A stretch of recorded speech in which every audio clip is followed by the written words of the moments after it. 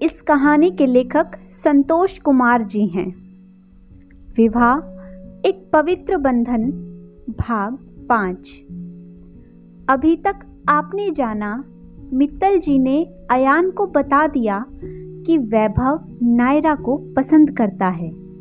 यह सुनकर पहले तो वो थोड़ा चिंतित हुआ, लेकिन बाद में मित्तल जी के यह कहने पर कि जो भी उनकी इस काम में मदद करेगा वह उसे गाड़ी बंगला सब कुछ देंगे। यह सुनने के बाद उसके मन में लालच आ गया। अयान नायरा के घर जाकर उसे प्रपोज करता है और उसे बताता है कि वो उसे प्यार करता है, जिसे सुनकर नायरा शर्मा जाती है। अब आगे। अयान ने नायरा के हाथ को मजबूती से थाम लिया। नायरा रुक गई। अयान ने नायरा को बेड पर बिठाया और खुद उसके पास बैठ गया। नायरा की नजरें झुकी हुई थी। नायरा, मुझ पर भरोसा है? अयान ने अपनी नजरें झुकाकर कहा था, जिसे नायरा की पहले से झुकी नजरों ने नहीं देखा। बस बोल दिया नायरा ने, खुद से ज्यादा भरोसा है मुझे तुम पर। तो मेरी बात पूरी सुनने के बाद ही कुछ कहना, क्योंकि बहुत मुश्किल से मैंने खुद को तैयार किया है कि तुमसे अपनी बातें बोल सकूं। ठीक है, प्रॉमिस, पूरी बात सुनूंगी, चाहे मुझे कितना भी बुरा लगे। अयान ने नायरा का हाथ अपने हाथ में पकड़ रखा था। उस पर नायरा ने अपना दूसरा हाथ भी रख दिया था और अपनी निगाहें उठाई, जैसे कि अयान के हर काम में नायरा उसका साथ देगी। अयान ने बगैर कोई भूमिका बांधे कहना शुरू किया, मैं चाहता हूं कि तुम्हें सारी खुशियां दूं, अपना घर, खुद की गाड़ी, तुम्हारे साथ पूरी दुनिया घूमूं, तुम्हारी सारी ख्वाहिशें पूरी करूं मैं। पर तुम तो जानती ही हो, हमारे घर भी किराए के ही हैं। ऐसे में भला तुम्हारे सपने, मेरे सपने कैसे पूरे होंगे? पर अगर तुम चाहो तो बस 6 महीने में हमारे सारे सपने पूरे हो सकते हैं। नायरा को लगता है अयान 6 महीने शादी के लिए रुकने की बात कर रहा है, इसलिए वो बिना सोचे ही बोली, बस 6 महीने ना? अभी तो पापा के पैर में भी प्लास्टर है, तब तक तो वो भी पूरी तरह ठीक हो जाएंगी। मैं तैयार हूं अयान। अयान ने नायरा की बात का कोई जवाब नहीं दिया और आगे कहने लगा, उस दिन मेरे घर पर तुम वैभव से मिली थी ना? उसके दिल में छेद है और 6 महीने बाद उसका ऑपरेशन होने वाला है। डॉक्टरों ने कहा है कि बस 10% चांसेस ही हैं उसके बचने की, और वो तुमसे शादी करना चाहता है मरने से पहले। अयान ने जल्दी जल्दी अपनी बात पूरी की और अपना सिर झुका लिया।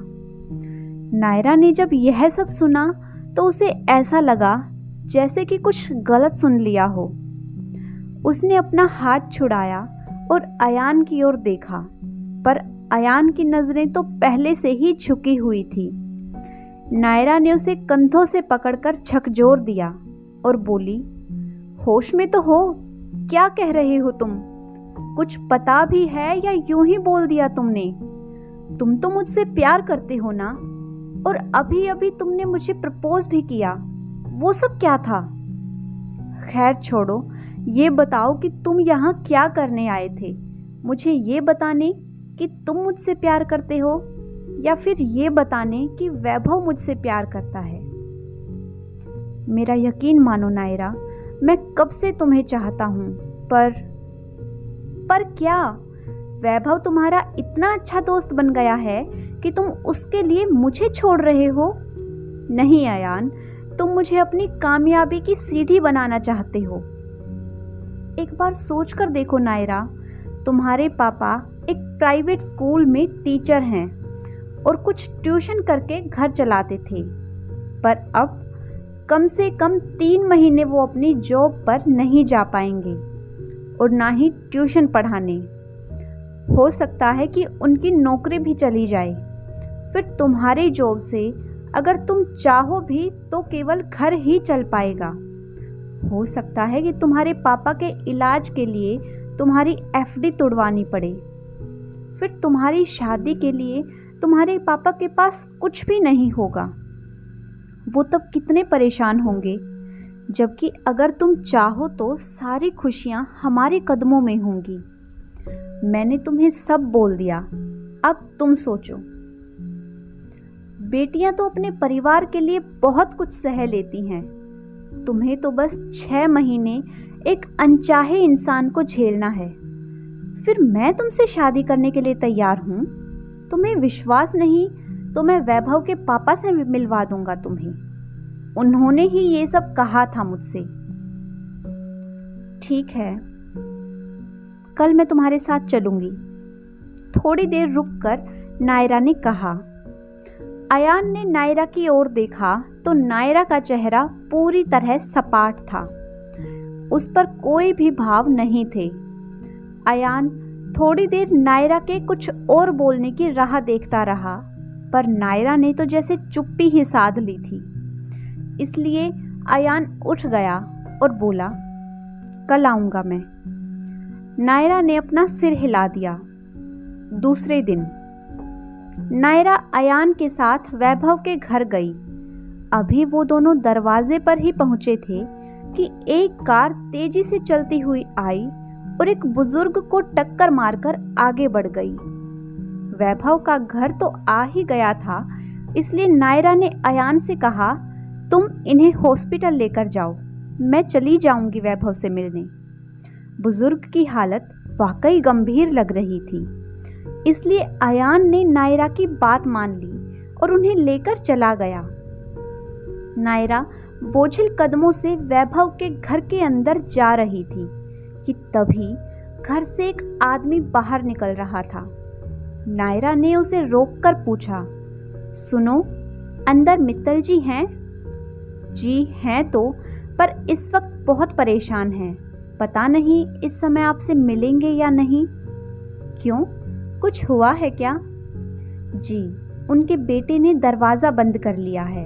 उनके मम्मी पापा दरवाज़ा खोलने को कह रहे हैं, पर वो जवाब नहीं दे रहे, इसलिए हम चाबी बनाने वाले को बुलाने जा रहे हैं।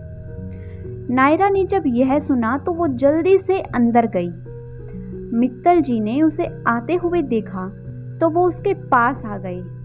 अभी नायरा कुछ पूछना ही चाह रही थी कि मित्तल जी ने खुद ही कहा, अच्छा हुआ बेटा तुम आ गई, शायद तुम्हारी आवाज सुनकर वैभव दरवाजा खोल दे। पर हुआ क्या है अंकल? मैं और वैभव की माँ बातें कर रहे थे कि तुम्हारे घर रिश्ता लेकर जाएंगे।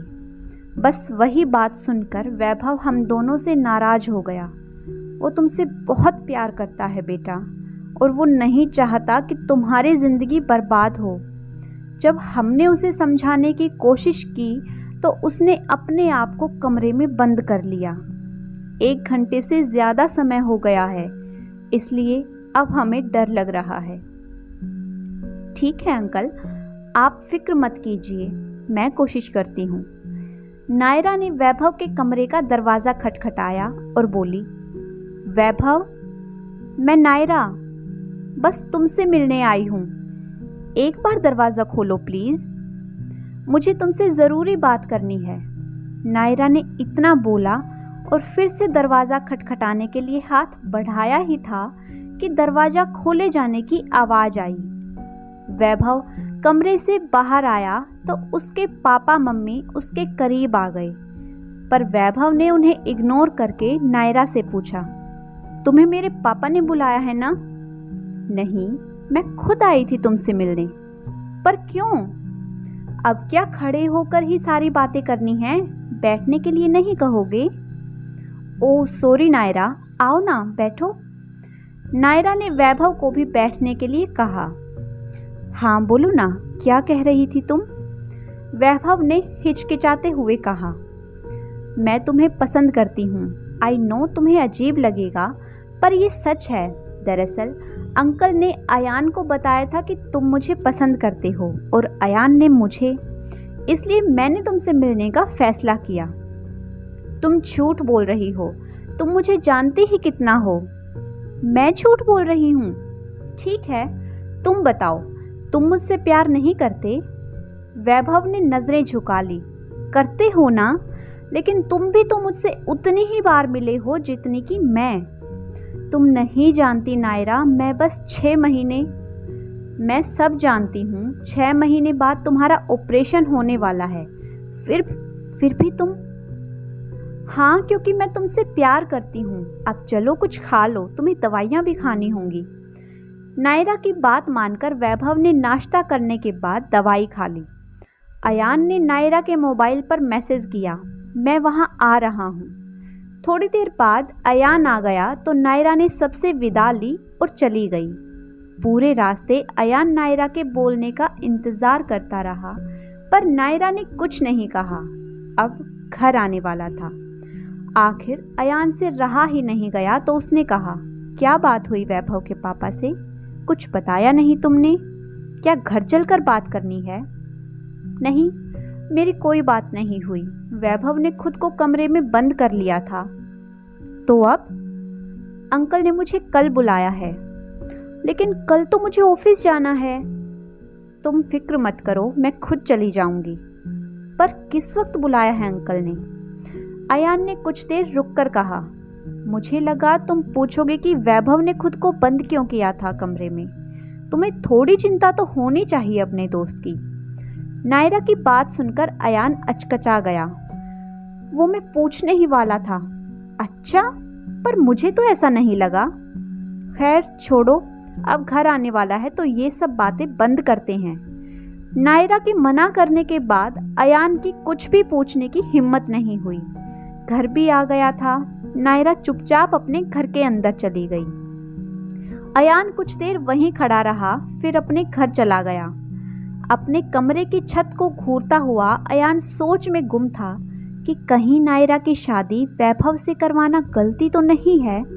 फिर सोचता, मुझसे ज़्यादा फायदा तो नायरा को होगा।